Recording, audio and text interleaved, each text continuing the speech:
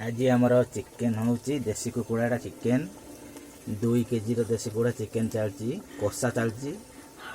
आलू आसीगला आलू तेल ही कषाना चिकेन टा पड़ जाइए पूरा देसी स्टाइल रंधा चलती ओडिशा रे यही टाइप रोषे कराए चुली द्वारा माटी चुली रे रोषे कराए माटी चुली स्वाद माटी चुली रोषे कले स्वाद अलग प्रकार हो जाए आपण माने भी माटी चुल्ले रोषे करें चिकेन बास शुणी बिलेई भी आसी पहुँची गले आउ चिकेन कषाई घोराई कषा चलती अज्ञा प्रथम वीडियो आपन को चिकेन कषा देखनी सेकेंड वीडियो रे आपन को चिकेन कषा और तरकारी केनी खाया जाए देखा देखेबी